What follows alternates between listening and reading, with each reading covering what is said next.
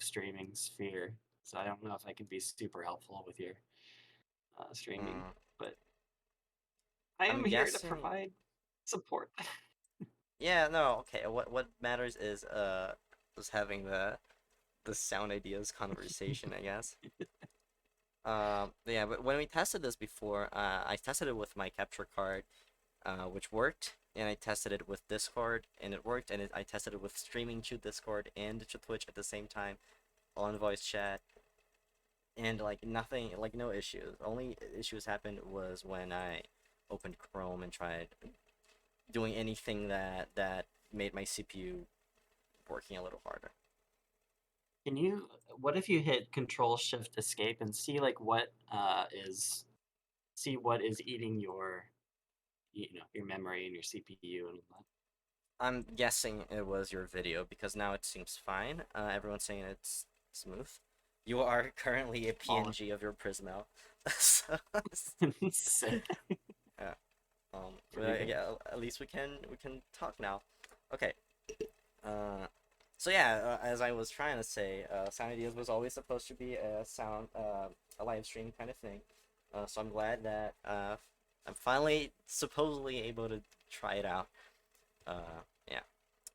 This is my little pet, my mascot, the Glass Ostinato. He is here in the corner as well.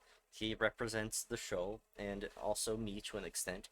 Um, and yeah, okay. So David, uh, What up? we had a little list of things that we could talk about that we were talking about right before we started streaming, and I want to know which one do you want to start with? What is something you want to talk about tonight? Mm, We could talk about your Brazilian vector. It's Really? popping Okay. off. Is that really People are what we want to getting. start with? Okay. It's what folks were listening to before the stream started. I guess so. So yeah, Brazilian Vector was hugely a collaboration between us and Fabio as well. Uh, and it started with me just like throwing shit at the wall. It mostly like I had to come up with a cover of Vector to Happens for the Game Grooves album, and I didn't know what to do, and I kept trying to come up with ideas, and I wanted it to be like the best version. Like I tried to hold it to such high standards, and that was blocking me because I was like, well, I'm never gonna make a version that's better than like Memoria or the Piano Collections or anything like that. So the Yeah. more I tried to think about how I was gonna make it perfect, the more I kept running into a wall, and then I kept trying to come up with like uh, these elements that I could incorporate in the arrangement. And at the end, I ended up not using any of them because um, I just So decided to you make knew. it like kind of meme-ish. I mean, it worked out. You knew immediately you wanted to do vector and not any other song, right? Yes, it was the game that game's Game Grooves album was a Kingdom Hearts tribute album that you told me about, so I went after it. And it was a thing where we could pick what track we wanted to do. And it just made sense for me to do Vector because I didn't really want to arrange anything else um, at the moment. But also then I kept thinking like, okay, but I don't have any actual ideas for it. Uh, but yeah, in the end, it all worked out because I looked up how to make forró, which is a Brazilian style of music that is very like it's very memed on over here. Like people make a forró versions of like rock songs or like Linkin Park songs or anything really, and it's just the funniest thing ever because it's taking it gives a completely different kind of energy and vibe to something that has like this pre-established feel to it, and Vector felt like the perfect way to use that kind of contrast, taking the most depressing thing in the world and making it this super exciting like party music. Panda, thanks for the follow, baby. Uh, Creepy. yeah, so it was just very funny to work on, and I can't believe that it actually turned out as good as it did. I mean Much. that kind of feels like a thing. Like if you don't care a lot about it, like or yeah, I guess if you care about it, but like if you don't sort of take it very seriously, it's a lot easier to work on. A Right. lot easier to make stuff if you kind of play it off as a like, oh, whatever. Yeah, and you saw this that I just like usually when I make these arrangements I write the sheet music for them first and then I send the parts to each person that is gonna play the different instruments, right? But for this one it was very different because there was no sheet music, there was no plan. I kind of just made it as I went. And then if I didn't like something I went back and changed it. And then I left these spots in the recordings and told you and Fabio that you could just do whatever you wanted. It was the best decision because the additions that you guys made are the most unique parts of the track, I think, and they're the things that stand out the most um, and feel the most like I don't know how to even word it. It's just there's this energy that I couldn't have come up with myself. Oh, Carly I just mean, followed as well. Thanks, Carly, for the follow. Sorry, David. you could. I mean, none of that would have been like, none of that would have happened without the structure that you already made. So, I mean, definitely give yourself all of the No, credit true. for I how mean, I you came. will. I am extremely proud of the work I did with Brazilian Vector. It is the my favorite thing that I've ever produced musically. Um, and yeah, but I don't wanna, Are you gonna butter make my more own schlob Brazilian over tracks? here too much. Uh, no, I don't know if I want to make more. What is up? I don't want to make more, like, I don't want to keep doing the same thing over and over, I I mean, want to I've move on been to telling more you projects. forever. I've been telling you forever. I want to hear a Brazilian version of like Roxas's theme. I think that'd be a perfect compliment. I don't think there's Or enough 13th to Struggle. Roxas's theme to I mean, work yeah, on with that. maybe. Um, but I mean, I guess this is a good segue for us to talk about the that other thing.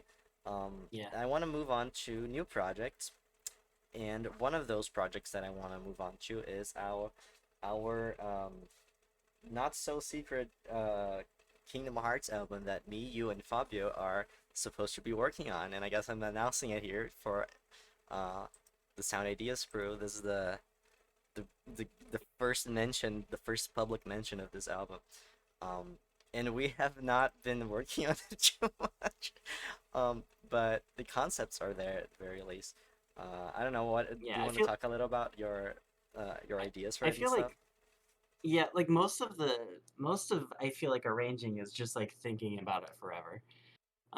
Like coming up with as many ideas as you can, and then the very last like 10% of like finishing the project is like actually doing it. Maybe not 10%, maybe like 20, 25.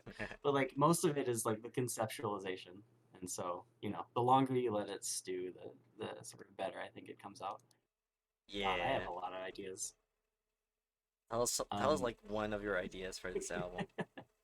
all of my tracks are going to be sort of an exploration of different meters. I think that's gonna be so funny because most of the Kingdom Hearts tracks are like 4/4 songs. They're very sort of like by the grid, and I want to sort Right. of change them all to be different, like 4/4, 5/4, 6/4, 7/4. Already the Little Chef track is in 12/8 or 6/4 basically. So that's just sort of one of the tracks on the album. I'm gonna remaster that one. The rest are Yeah. gonna be hilarious, and they're all gonna Um, be different styles, dude. I'm so excited. I'm so I pumped. I love that like it feels like when you make music, you just want to be extremely hilarious with it. I just want to make it like the funniest possible thing. Jerry, thank you for the follow. Um, for some reason the alert sounds are not going off for me. Uh, and they Is your should. alert I don't know the if it is for the you lock guys. on gun thing? Oh Yes. my god. But there's like Ridiculous. different sounds for each of them. Uh, but yeah. Cool.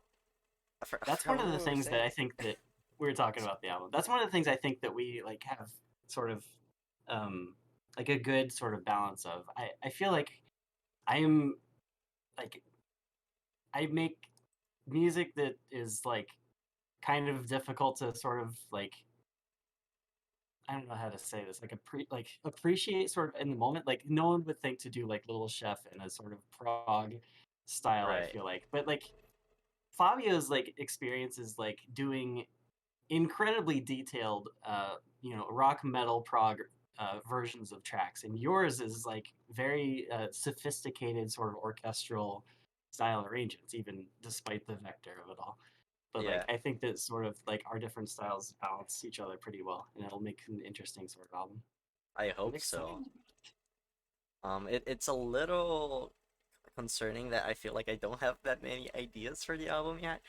Um, and I run it like just like I ran into that issue with Vector. I kept thinking about like what am I gonna do, and thinking that much just made me take forever to actually put some work into it. I've only started working on one track for this album so far, and technically it's not even for the album. Like it's gonna be in the album, but it's not just for the album. Um, and I guess I can talk about this a little bit now. You guys might have seen Caleb S'more's Twilight Town mod that he's making. Twilight, not Twilight Town, Traverse Town mod that he's making for Cage 3. And I offered to make the soundtrack for the mod, or at least a few tracks for the mod, um, including like a new track for the Field theme and a boss theme.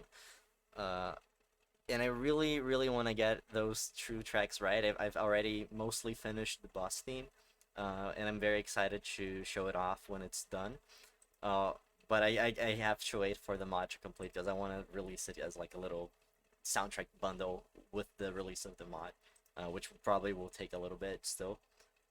But yeah, and I'm really struggling in coming up with ideas for the feud theme because um, I wanted to be perfect, and the fact that I wanted to be perfect just makes me not like actually get my up off my get out of my chair Yeah, and yeah. put work into it because I'm like, but I'm not satisfied with this idea yet.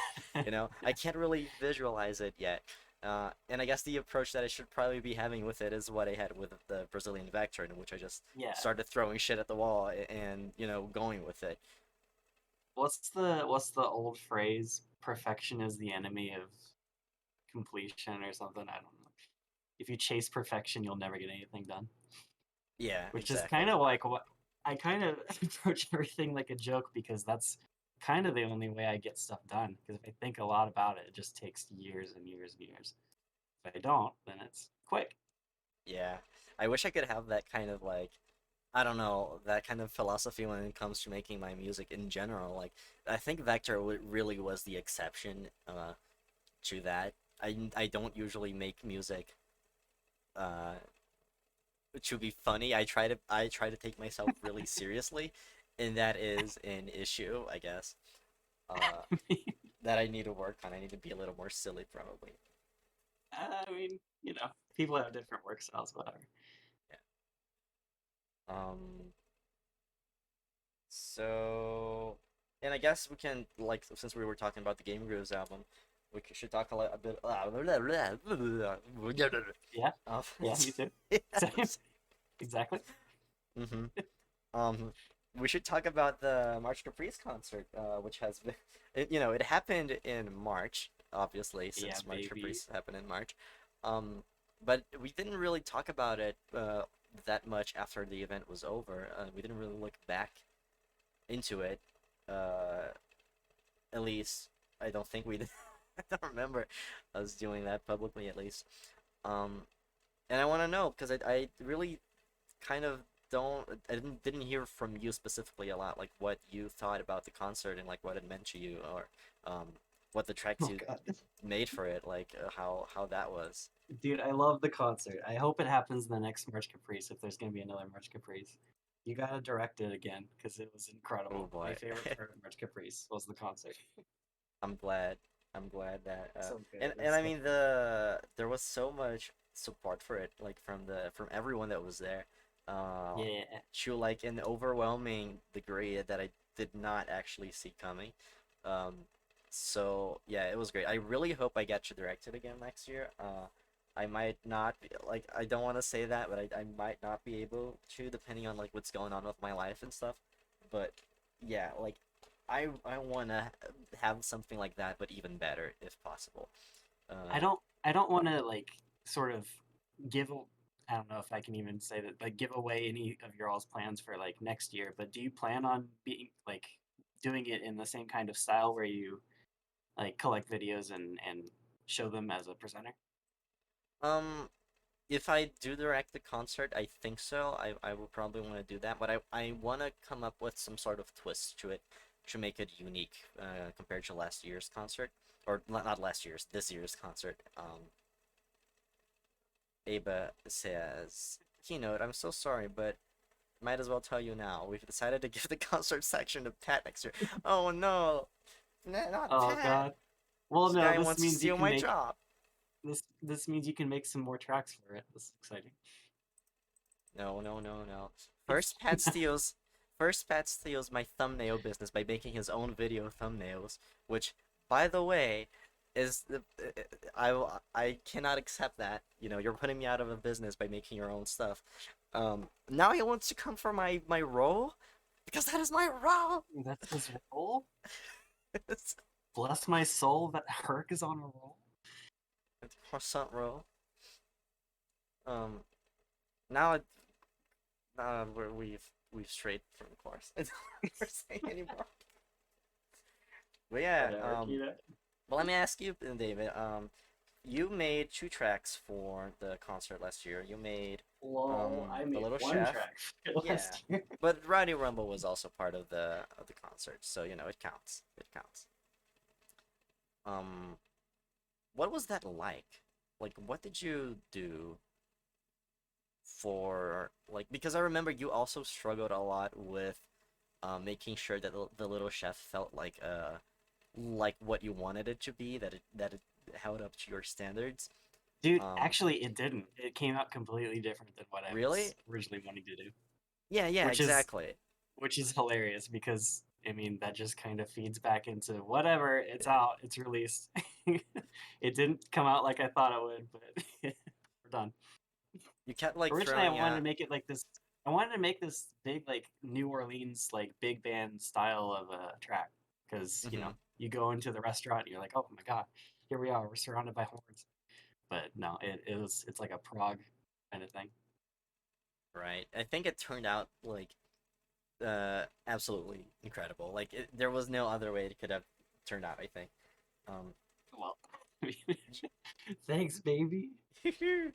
I remember you showed us like the ideas and stuff for it at the very beginning, and it really was just a completely different kind of thing. Like you kept trying to make these different rhythms work, uh, and it always like there was always something off, and I don't remember Yeah, what it was that you did to like solve it, but you just changed the direction completely, and it ended up being like incredible. Like it was just perfect. There was nothing else to do about it. And the thanks. video editing was so good.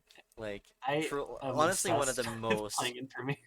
the most impressive thing I've ever seen you edit was probably that the Little Chef video, especially considering Thanks. how fast you did it. Like I mean, you did it in like five thanks. days or something, right? Well, I mean, yeah. I think the pressure of having to have it done by a deadline really sort of made it Yeah. go a lot faster. If I don't have a deadline, I just kind of drag my feet with it.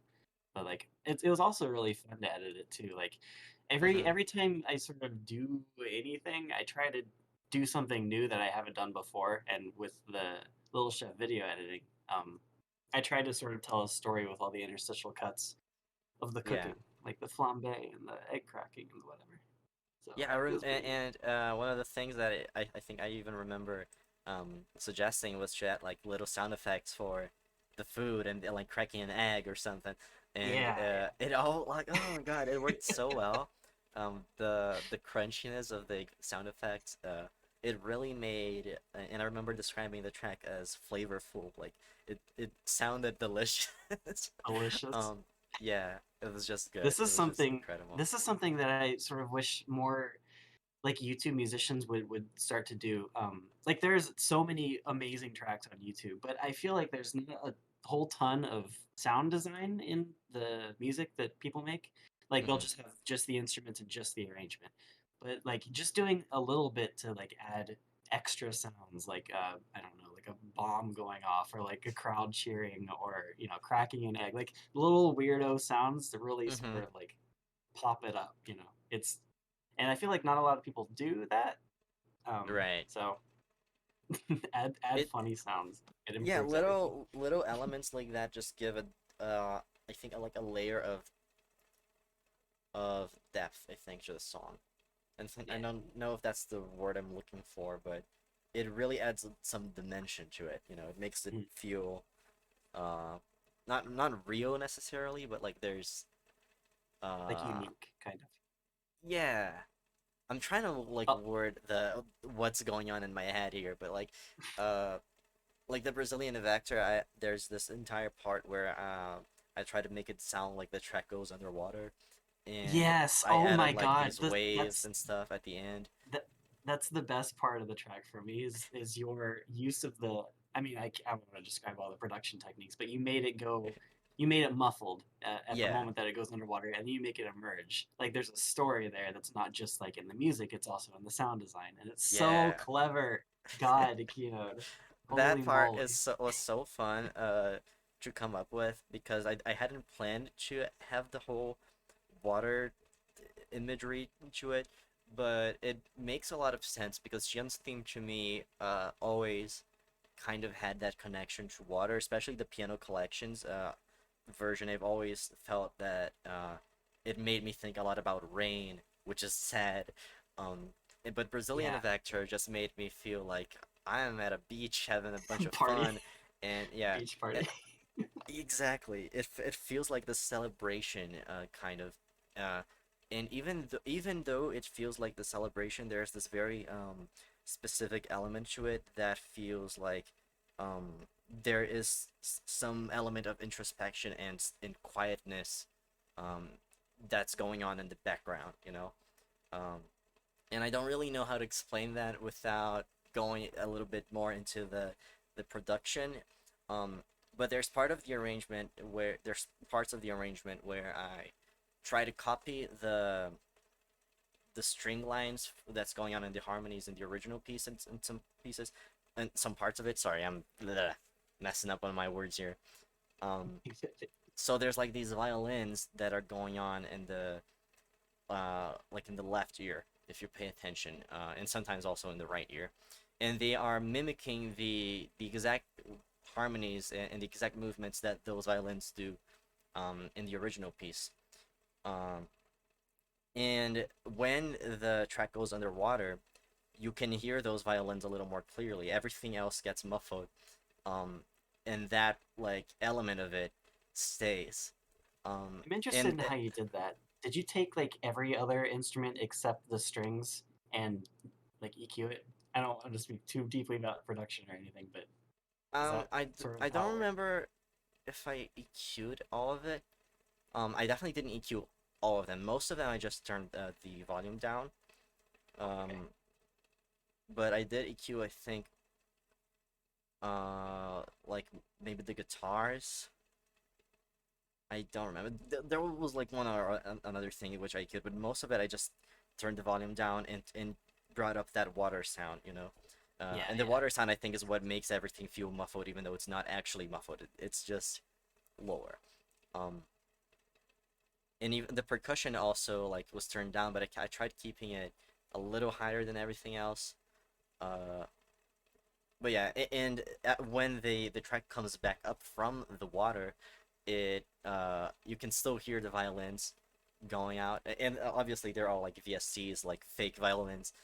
But I think it really captures the that even though there's like this entire celebratory and happy and upbeat aspect to the song, there's like um there's still something from the original Vector there that I think could move someone. Or Yeah. that's very the way that I relate to that like to my Brazilian Vector.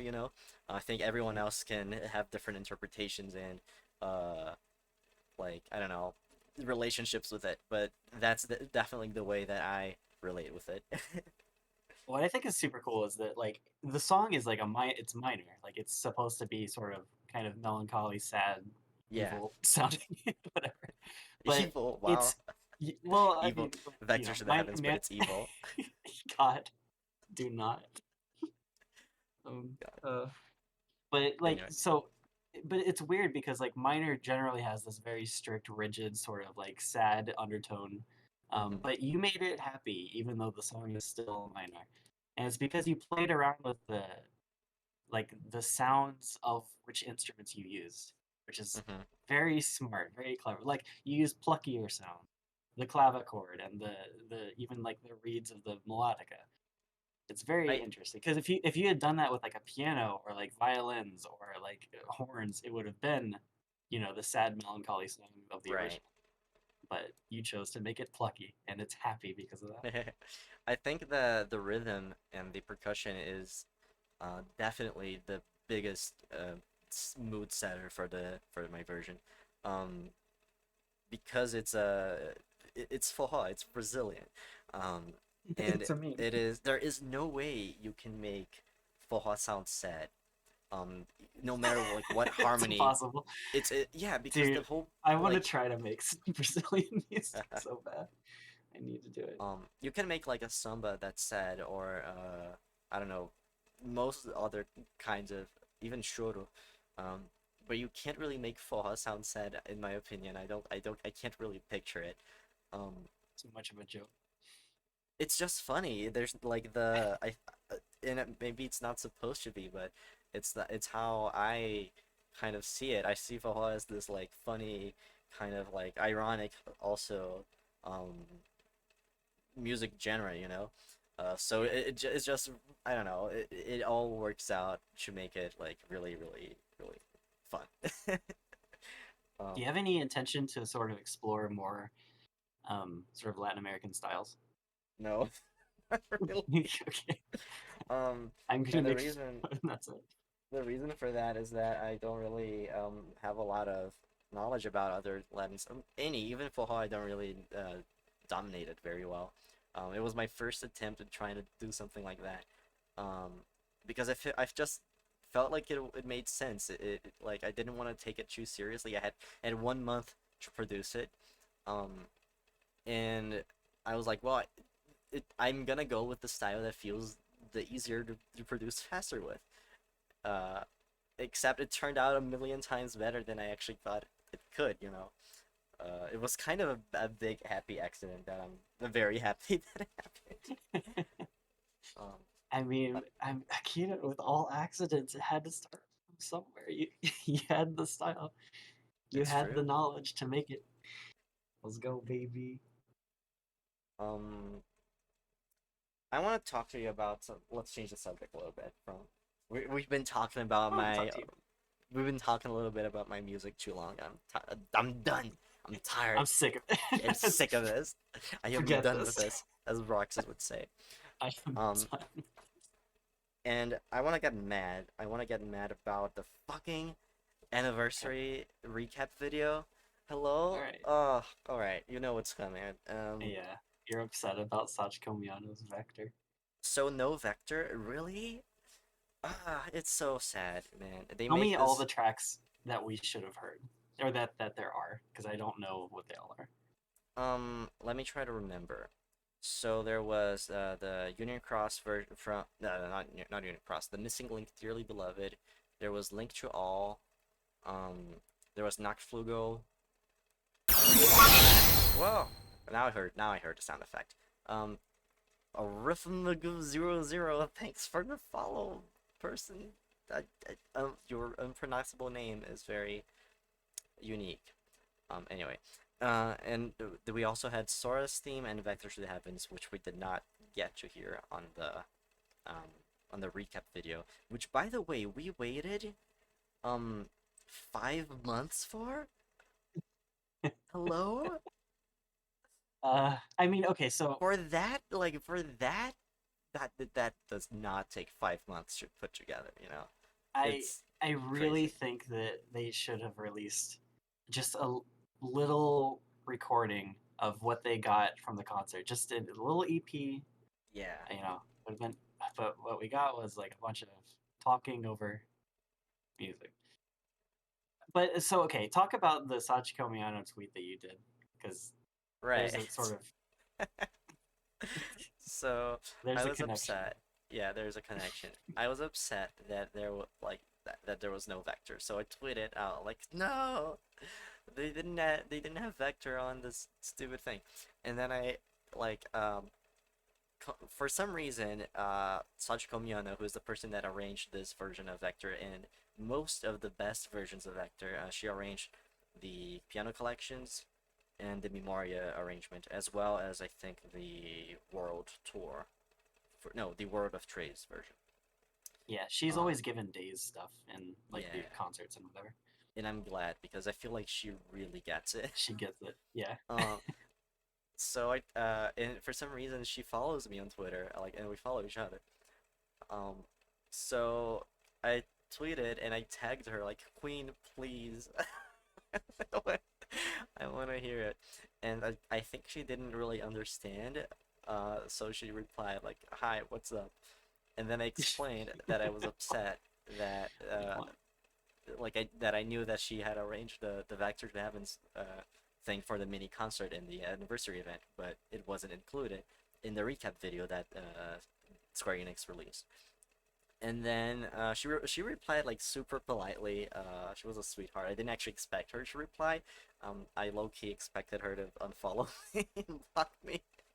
So that was surprising.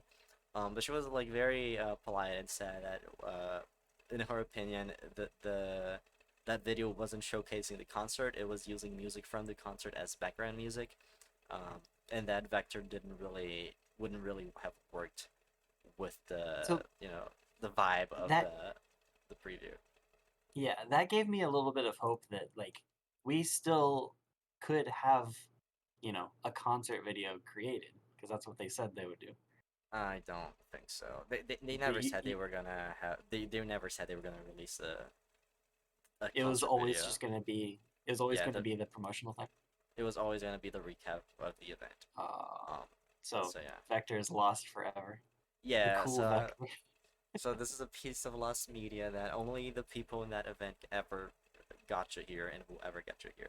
And I'm very curious about it because I have this whole thing about Vector to Heavens, in which I'm obsessed with every nook and cranny that of any version that I can find about it, including the pen versions.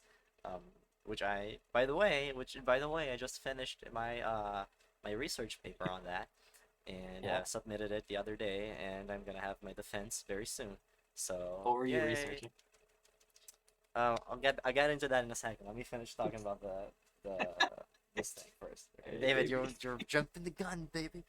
Um, so now you've made me lose it. So now we'll never get to hear this version of Vector to Heavens, and I'll never figure out what version it's derivative from, what it sounded like, how long it was, like, is it based on I'm the Remind version? Is it based on the original? Is it based on, like, no. like I know I, I don't know. I can't here's know. here's something that I wish I had the sort of time to check before we did this, but like I would have liked to listen to the Memoria version and then the Days medley and the World Tour concert, and Ooh. sort of compare because I think Sachiko did both of those.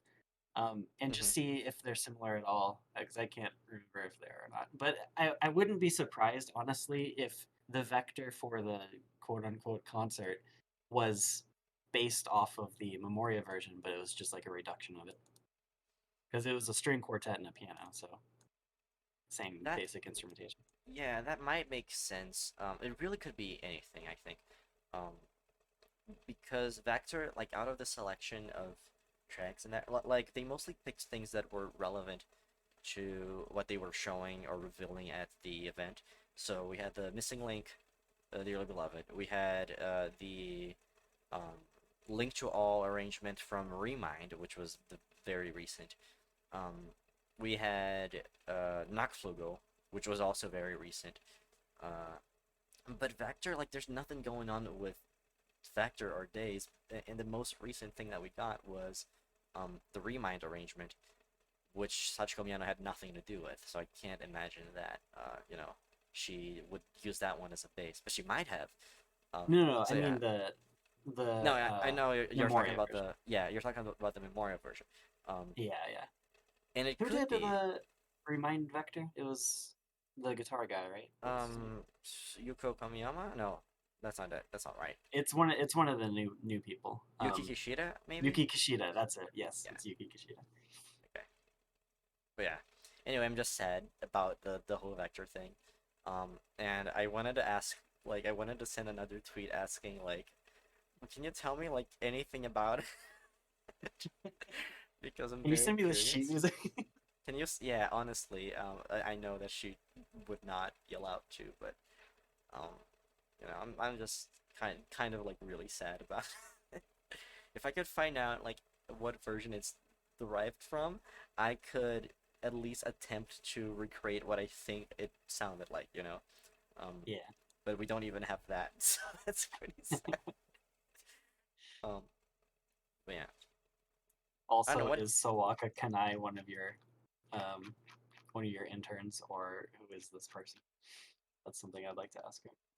She's Oh credited on yeah, KH3's OST, but not in any of the tracks.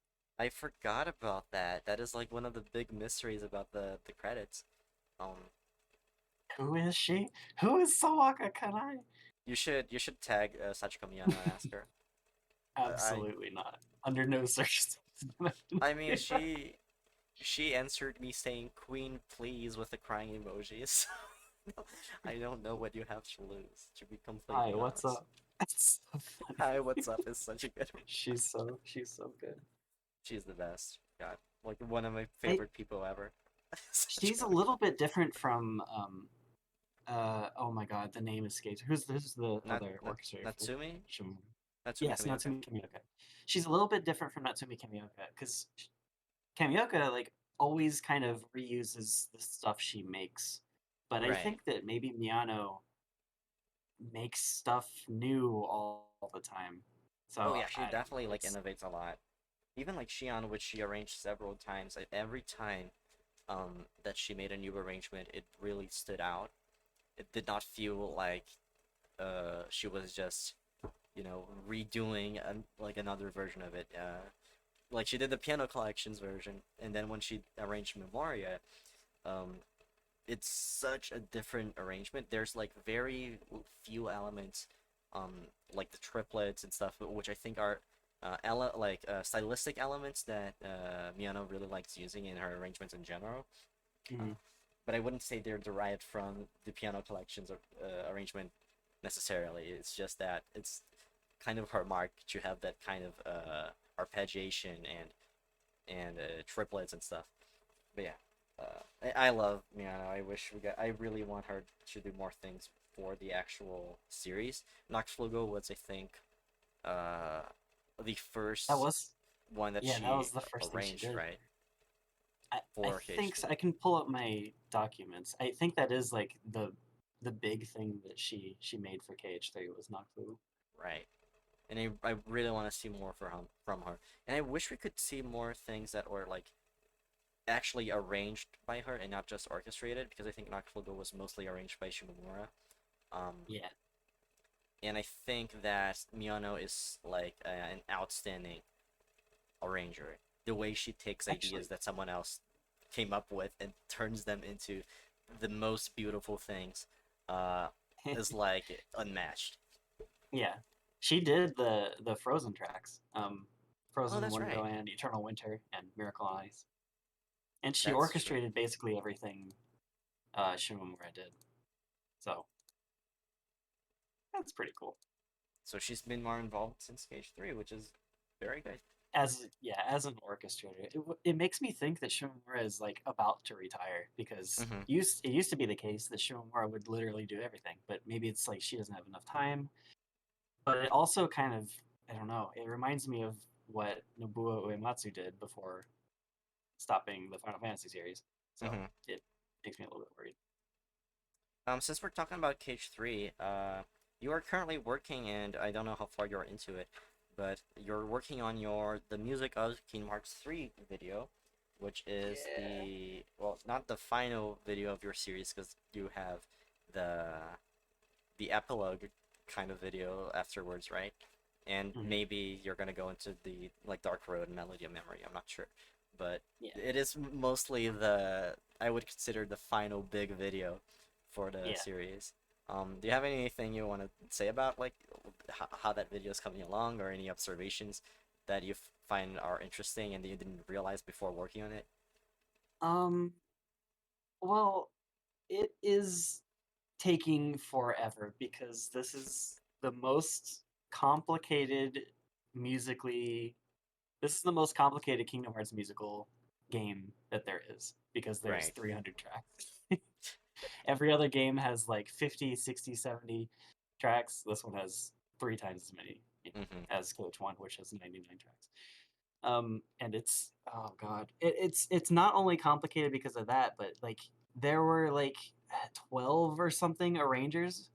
So it's kind of like every time you go through a world, you'll hear tracks by three, four, five different people, and it makes it very sort of um, unique. If you Right. always want to listen to something new, I remember like reading one of the criticisms of KH2's soundtrack, which was like at least we don't have to hear the corrupted for the 800th time. You know, so at least Yeah. Cage 3 doesn't do that exactly. But, we do hear, you know, I don't want to talk about Shimada. I'm not going to talk about Shimada. Okay. We do hear an Anger Unchained or whatever every time you fight a boss, Right. which is something. So, Well, I don't I know. It's wouldn't. just, it's a very Even complicated then, game. I wouldn't say it's such a big like. I feel like KH3 is very diverse in the way the music is used. Like Anger Unchained is used, I think, in just like two story bosses, and then Dark Inferno, unfortunately. um, Yeah. I wouldn't say repeated tracks are a very big issue, considering how much um they they were trying to use from the other games, right? They really were trying to have as many old tracks come back in new forms as Yeah. possible. It Uh, was very much like a big celebration of the whole series, which right. should be commended. That sounds super good on paper. I really like that was the sort of direction they went with. Why do you think it like I'm assuming you don't like this is what I'm assuming, but why do you think it didn't really work out super well? Um, I I, I think it worked out to a fine amount.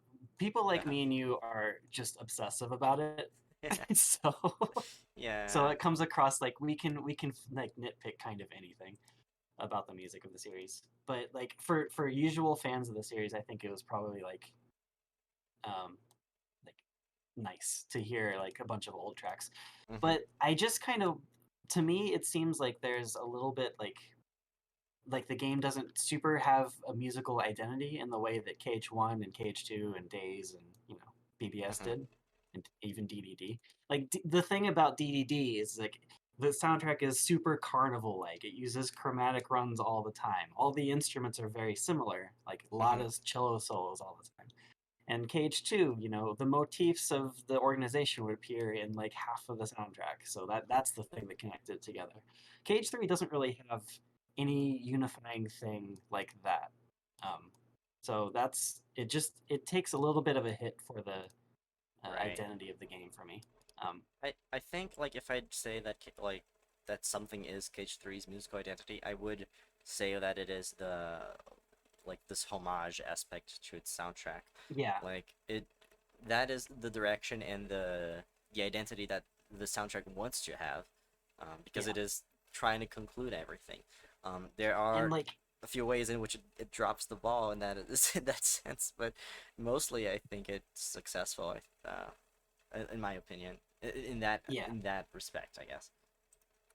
I think what it comes down to, I guess for me, is that like in every other Kingdom Hearts game, it was like 70 to 80% of the tracks you heard were new tracks most of the Hmm. time. In Kingdom Hearts 3, you heard new tracks, according to my pie charts here, 28% of the time. Right. So it really there isn't a whole lot of new. But to some people, that's fine because Cage 3 is like the wrap up game. This is the game that we're celebrating the whole series. So Hmm. I really I just tell this to everybody that like I'm just waiting for Cage 4 just to see if like that same musical direction will hold or if we will Hmm. keep reusing tracks from the whole series and basically, hear new stuff very infrequently. See, now you reminded me of like something that we were thinking about the other day. How there's a lot of tracks which I feel like were composed with the intention of being used more than once. Like Little Lovely Moments, for example, Oh yeah, which is the track that that's supposed to be a plays. big track. Yeah, it plays like at the very end of the Winnie the Pooh world, like in the scene where like flower petals start flying around, and we later see it used a little more in Union Cross, in Larium's Dream of Strelitzia, and I don't remember if It it came plays up anywhere more. else. It plays more in key than it does in KH3, That's right, which it is plays like in the Wreck-It insane. Ralph world as well, like, um, and the way it's used is as kind of an ever after-ish kind of track. It's supposed to be used in like lighthearted or peaceful and or happy moments. Um, and I get the idea that the intention behind the track was to um, imply that these moments are very fleeting, um, and that they're gonna pass. That they are Yeah, like they're good, but they're probably not gonna last for a long time, which is what we see yeah, happen with like Strelitzia in Key, for example. Like it's a dream, and it's a good moment, but it immediately goes away. Um, and I guess if you want to talk about the that observation you made about little lovely moments in the Keebler Graveyard theme, I think oh, everyone would that's think that so that's fun. very interesting. That's the one moment of KH3 that I haven't really been able to find with any other track, honestly, because I mean there are so few original tracks. But Little Lovely Moments is like the KH3 new track that Shimomura actually did completely by herself, not orchestrated by Miyano or anybody else. So it very much was like a return to form. But that's the only track in the whole game that does this, and it is used uniquely as a motif in the Keyblade Graveyard. So it's weird to me that it plays literally twice in the game, both in the Winnie the Pooh world, but then reused in Keyblade Graveyard, and not sort of reinforced in any other world in the game, any other main world Right. in the game, like a Frozen or a Corona or something. So yeah, it's just strange because KH3 has a lot of like placeholder tracks that just were never replaced. They just remained with the placeholders. Mm-hmm. Um, but it felt like a lot of the places where they used like Peaceful Hearts or La Pace or any of these other peaceful tracks, they kind of intended to use Little Lovely Moments, but maybe Shimura composed it like way late in development, so they could use it a couple times. I I mean, don't know. I'd say because this is the kind of track that we see pop up in most of the games, there is a track that has this kind of function, which is to be reused in cutscenes, uh, where certain things are happening. Like we get tracks like Ever After in Dream Drop Distance, which play usually at the end of worlds when there's like a happy ending going on or something. Yeah, Um, and I feel like the intention was to um, have a track like this in Cage Free, and that track be Little Lovely Moments, and that it was gonna be used in Little Lovely Moments throughout the different Disney worlds, and it was gonna be this motif that kept popping up and being reintroduced, and I especially think it was probably meant to be used more in Corona, because dude, the very opening scene of the Tangled World, we hear ends with a yeah, we hear a little arrangement of Little Lovely Moments, but it's a different like version of it, and yeah, it's before the actual track plays in the Winnie the Pooh world, so you wouldn't even recognize that it's a new but arrangement of that track which hasn't played yet, So it yeah, really feels like it was supposed to be a track that popped in from early on and kept showing up everywhere else. right, It, right. Just like Peaceful Hearts or yeah, what was the KH2 one? I guess like Laughter and Merriment would be the equivalent in KH2. yeah, something like that. Um, but yeah, it doesn't play at all in Corona after that title card reveal, which is very bizarre to me because you'd Right. think it would show up at least one more time in Corona, but no, it doesn't. And I Very, feel very like strange. that quote, not quote necessarily, but that sort of mention of the little lovely moments motif in the Killer Graveyard Field theme, which most people probably wouldn't even notice, because it's kind of like a varied version of it, right? But you can Yeah. tell from the Yeah. rhythm and the melodic movement that it's kind of probably derived from it. And my idea for that is that it's probably meant to be uh kind of ironic. It's probably meant to be a contrast to like see, oh, you were having all these good moments and they are about to be put at stake. They're about to like now things are gonna get Yeah. real. Um, Yeah. The but there reinforcement of like isn't, the yeah. happiness is just flipped. And I love it. I honestly love its use. But But unfortunately, the uh, payoff doesn't. I feel like it doesn't work because Little Lovely Moments wasn't used like that throughout the game. mhm. Um, it was composed probably with that intention, but we never get to see it used the way that it, you know, that it probably was meant to be used. We get to see it once if you play the pool world, which is completely skippable. Um, so that kind of narrative intent Is with lost. Little Lovely Moments is just completely lost. Uh, Yeah. which is very It's sad. sad because I feel like being able to catch that reference in the Keyblade Graveyard theme um, would be such a good moment for people playing the game for the first time. It's something that I totally missed, uh, and I probably would never have caught on if you hadn't pointed it out.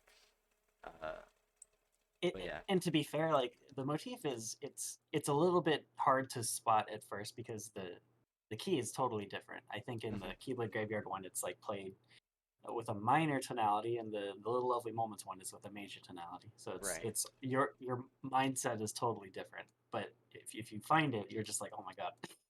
But yeah, I Right. just wish the reinforcement of it like was there. They did that with KH1 and KH2 where they, replay Dearly Beloved and the Dastati motif all the time. And then when it plays in the final level, you're like, oh my god, here we go. It's full circle. Yeah.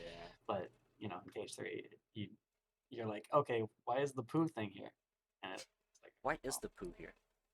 why is the poo True. here? Truly. True, true, bestie. A question for the ages. Um, Nightmare. This is the yeah. worst. The KH3 is interesting because of this stuff. It's like a bunch of weird Hmm. stuff.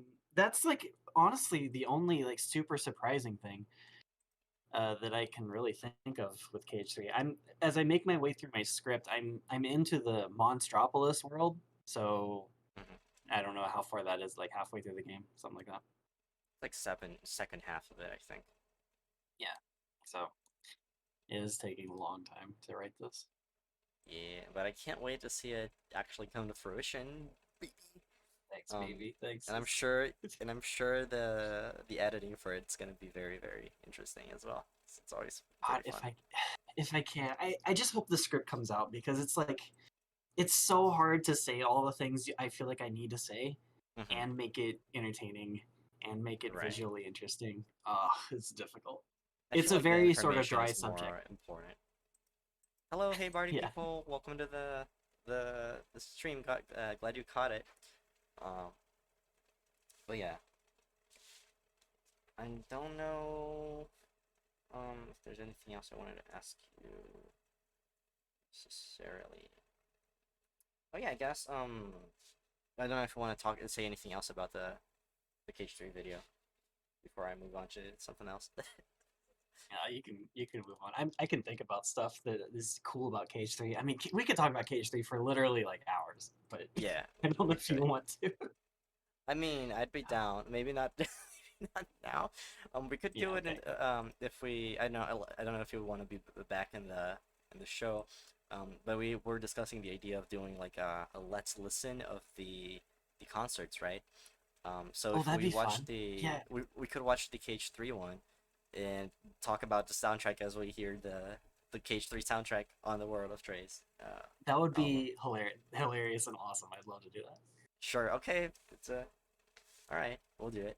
Um, and I guess to or maybe close off the episode, we could talk a little bit about my research because I'm not really gonna get many opportunities to talk about it after it's defended.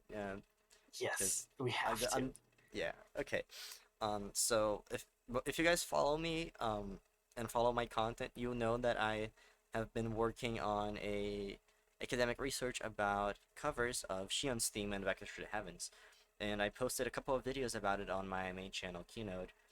Um, One of them is called Shion as Folk, and the other one is called From Dirge to Vector. Dirge to Vector is the first one that I posted, and it's about um, the trajectory of arrangements of Shion's theme, both official and fan-made, and like how the they were transformed and like elements that you could catch from one kind of arrangement and another kind of arrangement. Um, and the idea that I had in from the Vector was that there were two kinds of arrangements of Shion's theme. Ones that were more focused on paying homage to the original, or to original versions of it, or official versions of it. Sorry, um, and those tracks, those arrangements, I said they were part of the vector phase or something like that. Um, and the dirge phase is what I considered fan arrangements that seemed to be more interested in taking and modifying other fan arrangements. And I call it dirge because of the fan name Dirge of the 14th that was given to the track before we officially got the name of Vector to the Heavens from the soundtrack. Um, but I kind of changed my mind about there being a dirge and a vector phase because I realized that It's more they're not fluid. yeah, and they're not separated by like chronology. It's not like, oh, the tracks covers made from this year to this year are part of the dirge phase, and part, like there are no phases. It's just different kinds of covers. um and then as my research kept going, I realized that what's happening is something that um, I ran across called the folk process, which is basically just the concept of things transforming or being modified as they pass from people to people. Um, Anything like that's a cultural artifact. So, like a joke. If I tell you a joke and you tell that joke to someone else, you will tell it a little bit differently. You will tell it in your own way, and then the person that hears your version of the joke will try to retell it, and they will also retell it in their own way. And the joke is going through these subtle changes, and these elements are being added or removed or changed, and all of that is part of a folk process.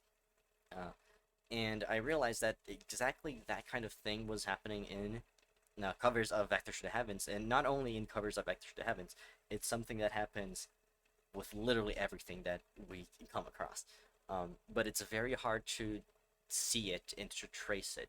And the only reason that I noticed it is because I am so obsessed about Shion's theme that I hyperfixated on every single version of it that I could find, which is why I was very bothered by the anniversary recap video not having that one version of Vector to the Heavens.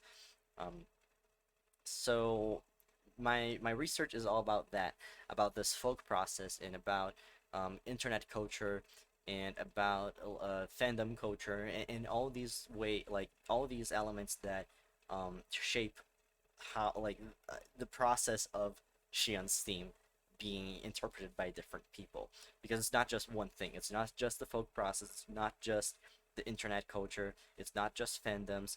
You know, it's all these things that happen simultaneously and affect each other, even if not directly, like people creating lyrics for the song and then other people using those lyrics and singing like their version with those lyrics, or changing those lyrics.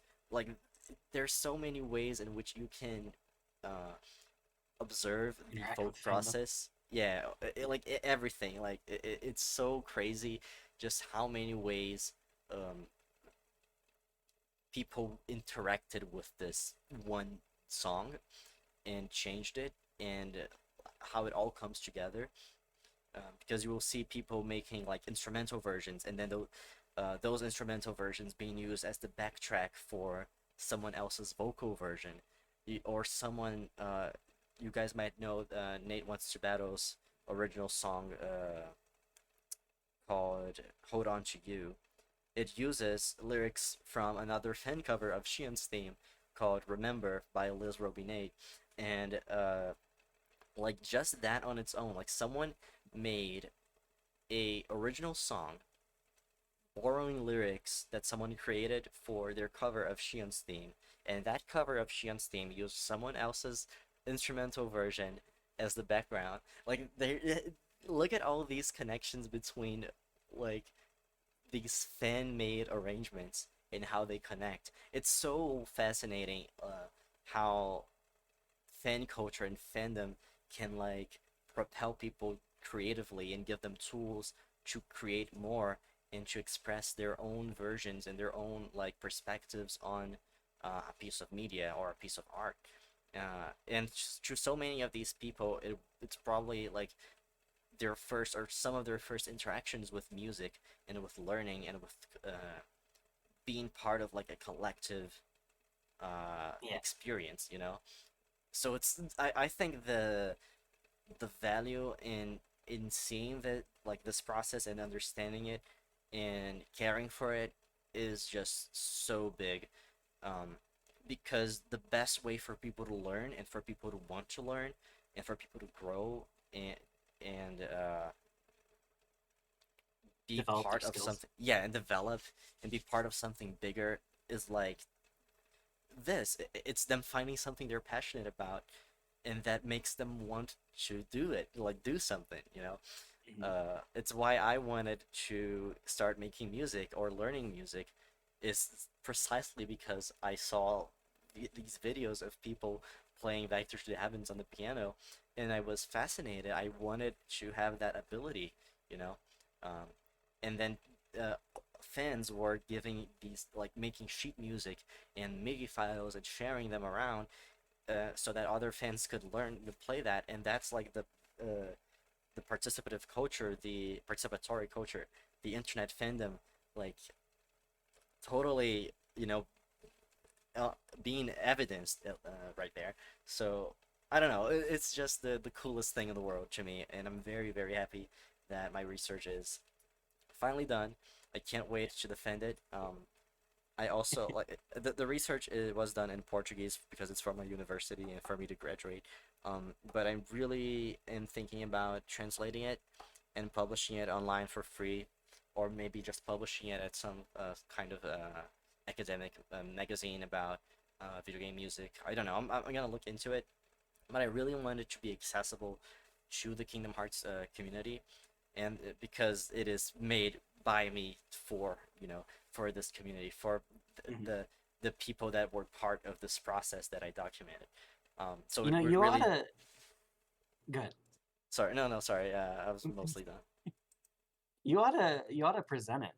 Sort of collect all your thoughts on the research that you've done, and do a big final like series ending finale for the Shion's theme folk process video. I guess I could do that. I mean, I could also just make I could make it a Sound Ideas thing, even like a live stream where I present the final results of my research. I don't know. There's many ways I could go about it, but mostly I just want it to be accessible to you guys. You know, I even left like a little like at the very start of the thing before the actual text comes in. I left a little dedication to the Kingdom Hearts community and to uh well, I guess I won't spoil it right now, but I really want that to be read by everyone. Um, and I wrote it like it's the only part of my research that's in English because it really wouldn't make sense for me to write it in Portuguese when it's not for, it's not for the for my university. It's for the people who were a part of this research, you know. Anyway, I guess I'm rambling a little bit, but I'm No, just you're fine. very excited about finally ending it. And there's so much more that I could have added to this research. Unfortunately, it didn't have the time to, and I don't think I will continue to do it in this academic fashion because it's very very taxing. Um, Yeah, exhausting. but I might just continue like looking into it on my own because it is a thing that I will always um have like this dear fascination for, um, because it's part of my story. It's part of like why I'm making this podcast about Kingdom Hearts music, and making like the fucking Brazilian Vector. If it weren't for this kind of relationship, if it weren't for fandom culture and music, uh, I don't know. Like I don't know what I would be doing. I wouldn't have something to be this passionate about. So I kind of owe everything to this. Um, and it's something that's very hard to talk about and to validate with people who aren't aware of the kind of power that fandom has over people. Um, when I tried like to bring up the like how much I care about this one song to people like in real life, they just don't get it. They don't understand why like I care about video game music this much, why I care about this song this much, like why I don't look like why I don't listen to other kinds of music, which I do. But it's this kind of unexplainable thing if you're not part of it, if you don't know the story behind it. And I guess this research is mostly like the what Culmination it of all this. yeah, what it really is a story that I'm telling. Um, and I wish I could have told it in a more like natural way uh, on the research itself, but unfortunately I had to organize it and pace it in a way that made sense academically and not narratively. Um, but I guess when I present it and when I defend it, I can show this narrative in the way that I wanted to, be heard and be understood. Uh, yes, Owls, I do have to do a defense for it. My defense is next month. I think at the second half of the month. Uh, but it is submitted. It is done. So that's all that's left to do, and I'm very optimistic about it because I had like a qualification for it a few months ago, and they seem to really like it. They were really um, I don't know, Interesting. supportive. Yeah, interested and supportive, and even though they really didn't understand it You didn't completely, get it. yeah, they didn't really get it completely. I told them like I managed to explain the whole process in a way that they were like, oh no, yeah, this is like really cool. This is awesome. So, um, I just God, I I'm just happy. I wanna it feels validating. It feels validating to be able to put this out there and to feel like this thing that has always been so important to me can actually be important to the world, even though it's like a small paper, like graduation And paper, uh, a it's lot of your still research there.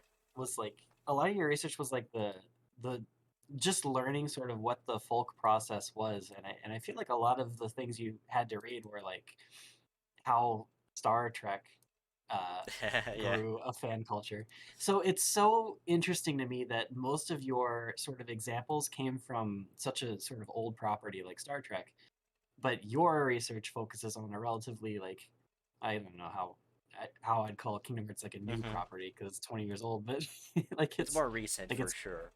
much more recent and it's specifically Shion's theme. I don't think you could apply the same research that you did on something like even like Dearly Beloved Right. because there's no like it just feels like Dearly Beloved maybe I mean you can talk more about this but like Dearly Beloved just has like a interpretations that are super varied and not really connected by like a narrative thread Right. in the way that like Vector does. Vector kind of originates from one guy's Um, one guy's work and it spreads like a tree. There's a lot of reasons why I think Vector was a very like a good choice for this. I mean, honestly, it all comes down to it being the one that I care about the most, right? I could have done something about this, like about like Roxas' theme, for example. Except I didn't really follow this kind of process or notice it to such an extent in anything else besides Shion's theme. And there are Fabio, what's up? We were talking about you earlier. Welcome to the stream. Thanks for the follow. Uh, but there's so many elements to Vector and Shion that incentivize people making their own versions and changing it around.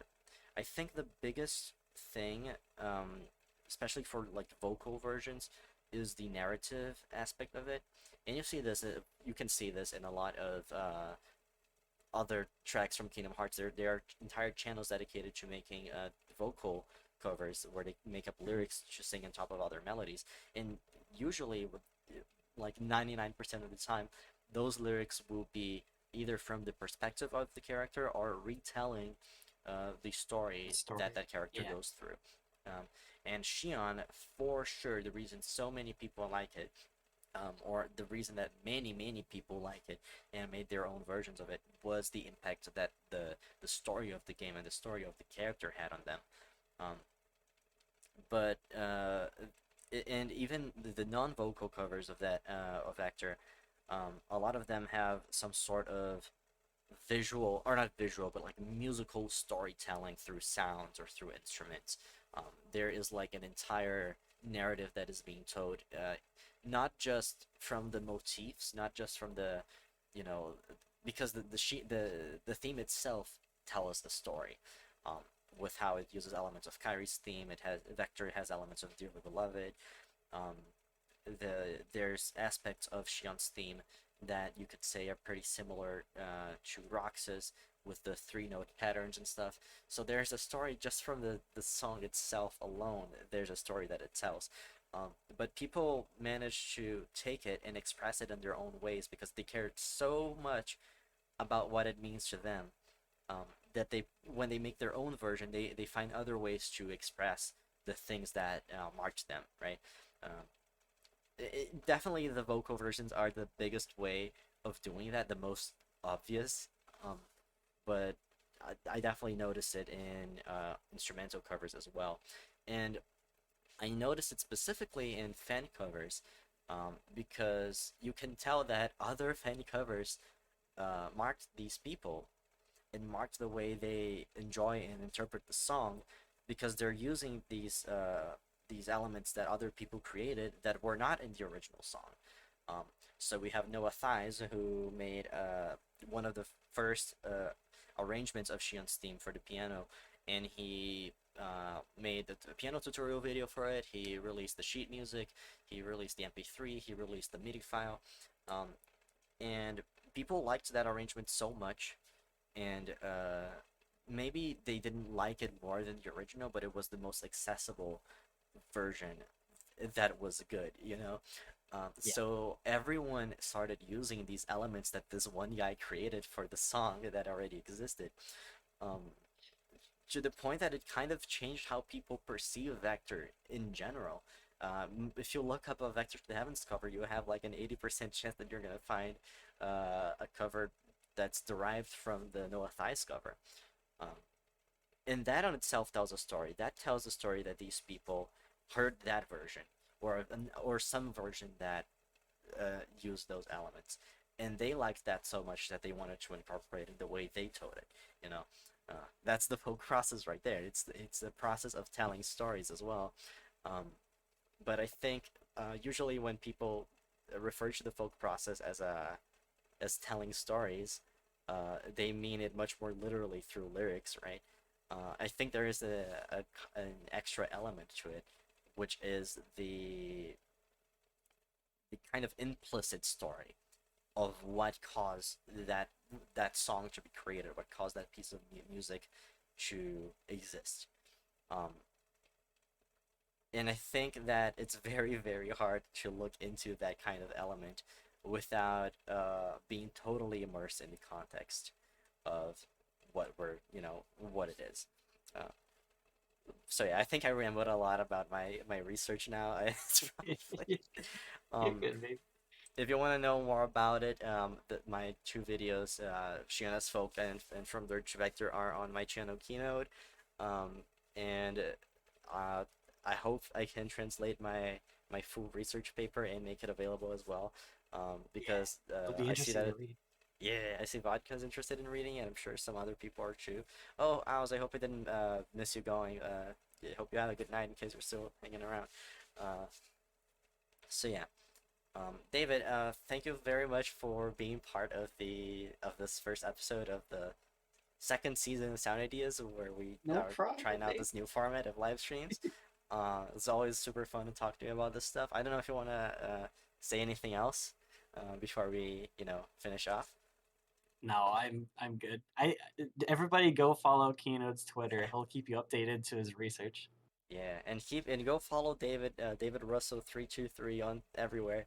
And don't miss his and also his channel Green Requiem on YouTube, where he posts his music of Kingdom Hearts series, and go watch all his videos because they're all really in depth and really incredible analysis of the soundtrack of the series. So you will not find Bless. that anywhere else. Um, so yeah, thank you very much, Except for David. Keynote's research. Yeah, that's. I mean, my research is not necessarily about the soundtrack. It's about something that's surrounding the soundtrack. Um, but yeah, yeah. All right. Also, thank you everyone in the chat for hanging out, and I hope you guys enjoyed this little chat. I don't know. I'm thinking of doing sound ideas every Sunday night or Sunday evening. I might change the timing a little bit. And I will be taking suggestions and criticisms for next time. So if you want to bring anything up, you can message me on Twitter or anything. So yeah, on that note, I'm gonna close off the stream. So thank you again for hanging out, and goodbye. Bye, everybody.